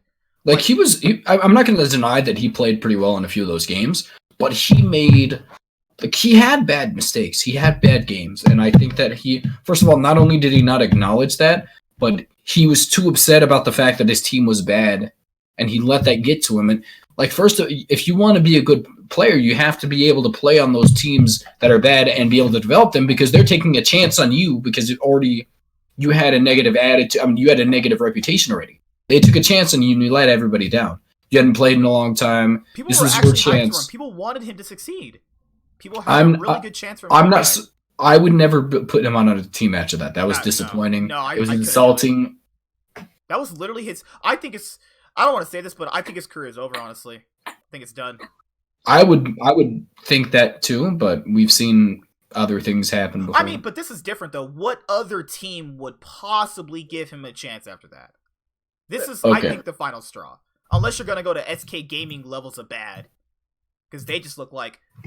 Unpopular opinion, I think SK Gaming look like the worst team in the actual league. I think they look worse than Vitality. I don't care what that score. They literally lost their best player, and they were already not a playoff team. Like, what did you remember expect? last year? Remember last year we were actually getting flamed by their fans saying they were actually going to be. It was one player, and that's because they played better than we expected. You have to admit that. We thought they were going to be the single worst players of all time, and they weren't. And a lot of them were just unproven talents, and Self-Made overachieves from what I mean. Overdid my expectations. He was the best jungler in the league almost. Mm-hmm. And there was a lot of things. Like, you can't say that we weren't wrong about them, but we also weren't that wrong about them. I mean, next split, they literally became what we were talking about. Literally, they started off the season, that split good too. Yeah. But the problem is, they fell apart because they only had one really good player, another one that was too inconsistent, and then the mid laner was Pyrion. It was Pyrion, dude. Come on, what do you expect? Like, you want me to get a hype for World Living Pyrion? But Pyrion replaced Faker in SKT at one point. You know what? Yeah, at that point, he's the best mid. But no, G2. So the last team, because the only relevant teams to me are literally G2 and Fnatic. I don't care what Misfits are doing right now. So what do you think about Fnatic so far? Because you don't like Fnatic as much as everybody else does. I think my big problem with Fnatic, first of all, it's being run by a lot of immature people right now. I think Reckless has always been immature in my opinion. I think that Self-Made was literally a part of L9 at one point. If you want to realize that's the people who are like, it's a club group dedicated to flaming. It's like immaturity right there. They obviously don't have the attitude to build a team. I think Self-Made has looked pretty good. I think this is Bwipo's best split so far. I think Bwipo's played pretty well so far. But he's making outplays in the top lane. He's winning a lot of his matchups. He's roaming effectively. He's team fighting properly. But I think Nemesis looks worse than he did last year. Like, not exactly substantially worse, but he looks worse on the point where he's not playing. Like last year, at some points, he was better than Caps. But this year, it's not really shown. That Hylissang is like... He's like you when you play solo queue. He's just running it down, inting hardest. I will literally 1v1 you on a video if you try and talk trash like that again. We faced 1v1 and I destroyed you multiple times. Guys, I've never happened. What life did you live right now? I want to know. DC, I'm on like Earth 2 where I'm a doctor. It's the same reality that you lived in when you talked to all those girls and had sex with them, right? Yeah, when I had sex with Scarlett Johansson and Elizabeth Olsen. I think so. Elizabeth Olsen? Scarlet Witch. I know, but you chose her. She's so hot, though. You literally just chose a bunch of Marvel characters. But, wait, am I wrong? They're so hot, though. You are wrong. I wouldn't choose them. If I'm gonna pick girls... Margot Robbie or something like that? I would pick her in, like, seconds, obviously, but I don't think she'd pick me back. So I'd pick you. You're pretty hot, actually. Okay, you're gonna have to skip that and saying that stuff to me. Okay, so, because everybody knows I'm a fan of G2, and I just got a package from G2 because I won something from them, actually. I'm so happy, actually. I'm going to open this up on the channel tomorrow. They sent me something. You're doing an opening video on this channel now. What? I very rarely get packages. What are you talking about? Wow. Oh my god, everybody's going to be so hyped about your G2 picture. Oh my goodness. Oh, okay. Look at this. People are going to ask me, like, what do I think about G2 going 0-2? Is somebody going to ask you that? They actually did. One person did actually say they would like us to cast more games, actually. So. Well, that makes me feel good. Yeah, I swear it was a comment. If someone said, I would like if you guys casted more games. But here's a funny thing. We did cast the game. He deleted it, and I told him, I didn't delete it. I didn't delete it. Oh, I did delete it. You're right. I said, are you deleting our game? He's like, no, dude, I swear.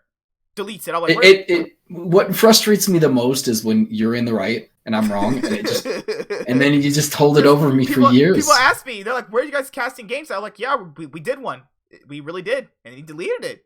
You know how many times he's brought this up because this situation when he's right, like completely in the right and I'm wrong. Like how often this happens, he's just rubbed it in my face for so long now. But on G2, I think that Caps' team fighting on ADCs is pretty good. His laning phase at ADC is not as good as when he was a mid laner. Obviously, I mean, again, no one expected it to be as good. I think they're not really at this thing. It's spring split. They're not really hyped on doing much. They're right now trying to focus on getting him to play those ADCs in a competitive aspect. So he's going to be a lot weaker. But they still have that versatility of playing mid laners in the bot lane. I think they still are the best team in the LEC. I think they're literally just developing Caps as an ADC right now. That's all they're doing, and that's all they need to do. And if it doesn't work out, they can just switch them again. That's how flexible their team is. They literally still have the best Western team so far. I mean, who's in competition right now? Nobody. Cloud. Hey, G2. Don't say that. Don't say those words. G2 and Cloud9 were on Twitter bantering, and G2 said, "Hey, you want to meet up at MSI?" And then Cloud9 was like, "Oh, okay, baby." No, if my two favorite teams face each other at MSI, I don't know who am I gonna root for? When did Cloud? I mean, they become your they banter on Twitter, and then G2 was like, "Hey, you want to meet me at MSI?" When did they become on par with Cloud9 in your eyes? They would never. Even last year, that wasn't the case. Even this year, when you talk about them, Ocelot and Perks are they're just. I like how people they're chads. They want to win. They're like, I'm gonna be the best and I'll be the kings. And I respect that. You know what I mean? Like you can't be loser trash cans in your life and expect to exceed greatness. But no, I don't know. I think they all look great. The issue is that Caps hasn't played ADC professionally really. That he played in solo queues. It's the same thing Perks went through last year. I think this is a growing phase. They lost to Schalke. Schalke are literally useless trash. They're not gonna do anything. They got so aggressive. They got one lucky win, and everyone's like, oh, now they're not gonna turn around. They're gonna go 0-2 next week because they're Schalke, and they chose to get forgiven. Well, so should they bring back Gilius now? Actually, should they bring him back? Yes, of course. Gilius is a top tier jungler. Gilius better than Tarzan. I mean, it's unfair to put them in the same category because Tarzan's just not good enough to be in there. I mean, I would literally. Gilius is much better than Tarzan, and I mean, he's better at just everything. I don't know. Gilius is just God. I love Gilius. But yeah, is there anything else we didn't cover yet? That's everything. It's literally everything. I watched LCK. T1. I don't know. Do you think that people are still overrating Gen G? I think my big thing about it is right now I see a lot of potential in Korea, but none of them look solid. I think the big solid points on Cloud T1 right now is what's his name? What is his name? The top laner? Kana? He's looked better than I expected. I think he's good actually. Solid. But I told people he was gonna see more play over Roach. Roach is trash. Roach is fucking horrible. God, I mean I like how you can see a player all his career, and then he gets on a good team, and the people are like, "Oh my God, now's the turnaround, guys! Yeah, he's gonna really get you." No, what's wrong with people? I don't understand. And then Mystic looks really good actually. Mystic looks like one of the best ADCs in the league, which is just something I didn't expect because he played terribly last year. he was stuck on World Elite farming himself for next year. He wasn't farming himself. He was getting farmed by enemy teams. What's the worst team in the league? Who's worse, KT Rolster or APK Prince? APK Prince is obviously worse. I don't think that's really debatable. Oh no, KT Rolster looks real boosted out there. They do, but APK literally have no positives. They don't have anybody that's good on that team. I feel bad for Kuro. Kuro does not deserve that. Kuro doesn't deserve to be on a team because I hate him. No, actually, I'm just messing. He's been pretty solid for these past few years. He's just never been on a good team since he left stupid Rocks Tigers. Like he's been on bad teams ever since then. No, he was on a freaking with Marn at one point. He was pretty decent then. They were good for like what was it, half a split? No, maybe. Yeah, they were. Yeah, half a split, and then it was over. And then Marin just started playing like he was on crack. I was thinking about Marin today. Could Marin come to North America and be a retired? He could, except for the fact that he retired literally 2 years ago. What about what if Bang is gonna be the next Piglet. He's gonna get bounced around from team to team. SK Telecom. AD Do you carry. want me to? I will literally drive to your house right now and fight you. No, like it's. I was trying to be like think today. What if he says just? What if Bang is the next Piglet? SK Telecom world champion. He's gonna come to North America. He has all this hype built into him. Fails miserably, and then he's gonna be a washed up AD carry at a certain point. It's just like I don't know. I don't know about him honestly. I don't know about you. What if he joins Team Liquid and then they have? Do you just like making these Piglet comparisons just purely to make me upset? No, because I think he's on track to do that though. I'm on track to fight you. We're on Is track what's to have going on. sex after this. We're not. No, but what I'm saying is Piglet, again, I mean, Bang doesn't look that bad. I think he's looking pretty solid right now, but the problem is he's been picking terrible teams for himself. I still think he has a little bit left for him, so I'm not going to say that it's over for him. What about that depressing little side interview he gave on the LCS? Do you? He's watch it? just a sad person right now, and I just can't. It's like, Zazel they could just- not have made him that sad. There's It's no way crazy. he Like, all the Koreans they imported over just got depression when they came to NA. I don't like that. Oh my! It's a very big cultural shift, and not only that, it's a change in like coaching environments and all that stuff. He's homesick. I mean, it happens a lot of times. I feel bad for him though. He's like, it's basically like breaking point in their house. Breaking point. Oh yeah, baby. Goodness. All right. So okay. So for the LCS, potentially try and make it happen so we can hang out with people in LA. Okay, so my big thing about it is we're gonna go in public and he's gonna be like acting like a YouTuber. We're gonna be trying to socialize. He's gonna be like, "Hey guys," and he does this because we have car rides, and he'll just start filming like halfway through, They and want a I'll look vlog! back. It's a fucking vlog. Okay, you're literally not talking to us though. You're talking in third person to the entire group to a video. It's like, "Hey guys," and then he just like kind of talks to his phone and just kind of includes us every once in a while. Like his phone is the person he's hanging out with, and we're like side pieces to the conversation. We're all like third wheels. No, but if we do go to the LCS, which I mean I really want to, If you we have a lot of people that want to hang out with us. I have a guy on the Discord who would like to hang out with us. And he wants to hang out. You keep saying us. He doesn't know us. You have Jody who liked to. You met Jody before, remember? Jody was a cool guy. Yeah, he's in LA. I liked him. Like, so, like, if we go out there earlier, we can see him and talk to him, and then we could go to the. When you say go and hang out, it's literally just me socializing and getting drunk while you kind of make goofy talks about. But it was imagine if I had sex with guys. Wait. We're going before the LCS. So, are you drinking before you're driving all the way to LA? I'm going to kill all of you. Yes. So, can you drive naked? Not with you in the car. Wait, is it legal? Do you have to wear pants while you're driving? Actually, is that a legal thing? Is it legal? It's illegal to drive without dude. pants. Oh my goodness. So, I'm going to the LCS shirtless, and I'm gonna walk in shirtless and have all the girls hit on me. All around though, if you guys are at the LCS, we're planning on going probably next week on Saturday. If you're there, please do not look at me. I don't want to be because if you look at Oh me, my gosh. I'm going to be kind of included with the other guy in this picture right here. If you can see him, that guy, and I don't want to be on the because he's not. What the fuck?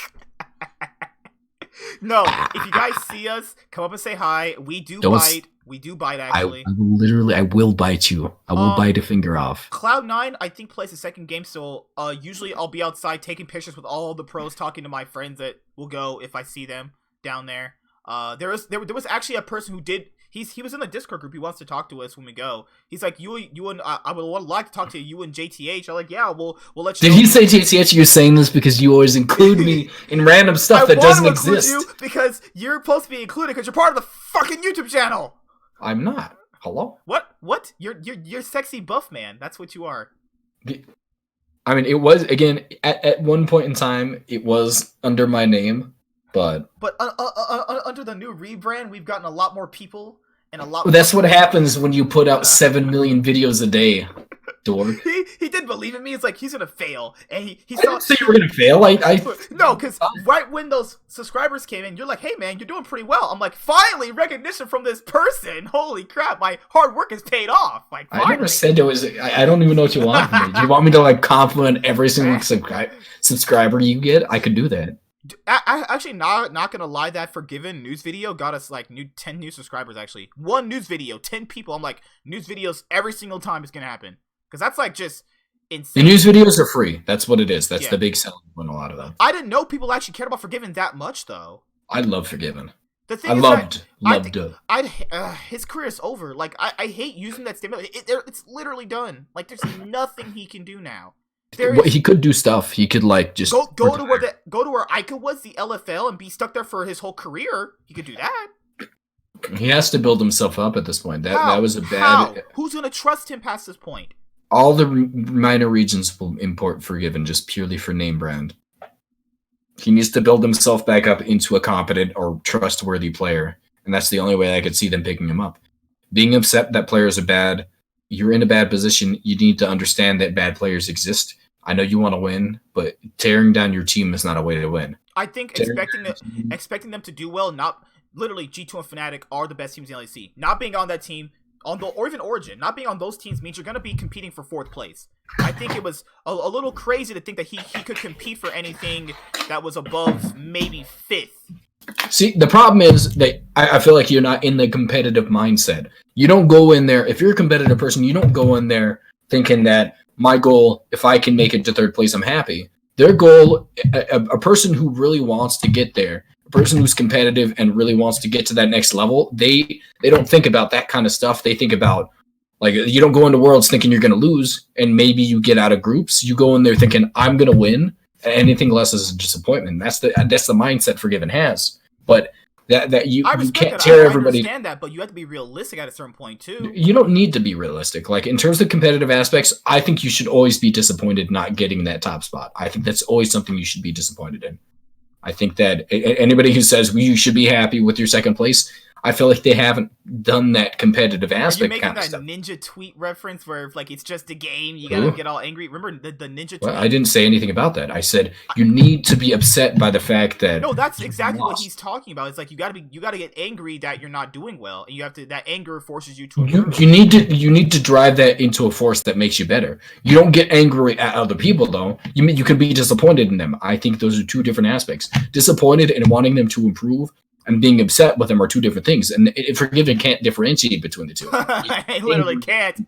He's just angry at his team because they're not good, and they aren't good. He's not wrong. That first week was just him alone. He literally just played by himself, him and Odoamne. The only coordination is that him and Odoamne played together on HUK before. They were good. Like, those were the only 2 good players on that team for a while. This is the Ninja. Okay, guys, this is the tweet of his own head. This is the tweet of the week. Ninja tweets. This is what he says. The phrase "it's just a game" is such a weak mindset. You are okay with what happened, losing imperfection of a craft. When you stopped getting angry after losing, you've lost twice. There's always something to learn and always room for improvement. Never settle. And then after that, he says it's like telling LeBron James it's just a game after he loses like an NBA Finals. You know, that was his tweet. It's his tweet. The other LeBron James part was actually in his Mixer clip video.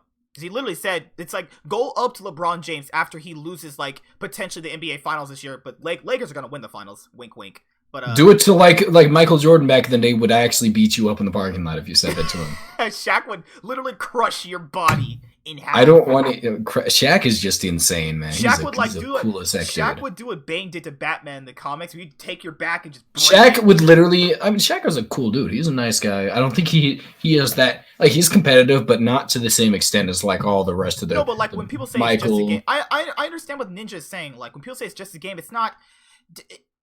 What I'm going to say is being upset that you lose is fine. I think that's something that it's a good quality to have, in my opinion, because being disappointed in yourself is something that I think everybody should have. Being disappointed in somebody else is fine. Being angry at somebody is where you should draw the line at, though.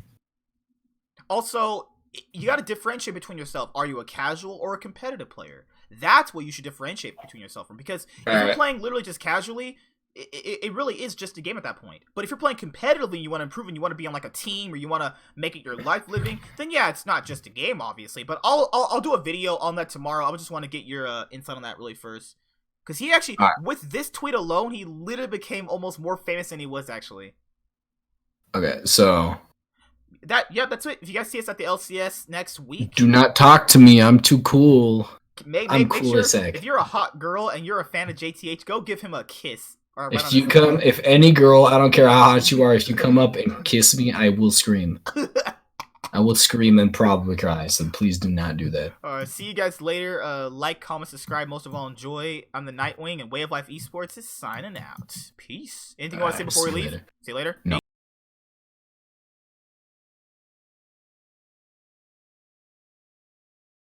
As long as we have our imagination. Wow, I never thought of it that way. That's really something. Can I have your TV? With imagination, I can be anything I want. A pirate. Arr. A football player. Hup.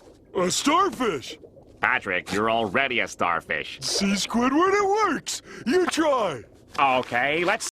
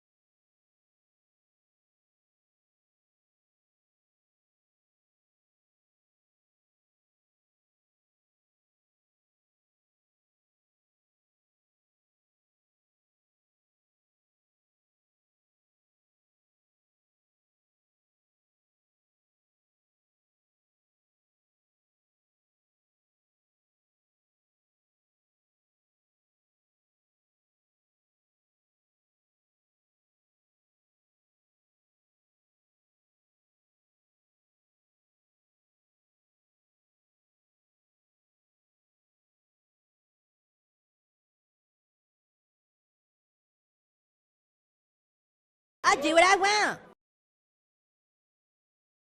I don't go to school and I kill people. Whatever, I do what I want. Oh yeah? I run with 12 gangs, and we only commit hate crimes. I'll do what I want. I slaughtered 5 baby seals with my bare hands. I'll do what I want. Yeah, I use drugs. I can do what I want, bitch. I digitally put Jabba the Hutt back into the original Star Wars movie. I'll do what I want. I ran for Congress and won. Then I had sex with an intern, killed her, and hit her body. Whatever, I'll do what I want. Yeah, I have sex and I don't use protection. It's my hot body. I'll do what I want.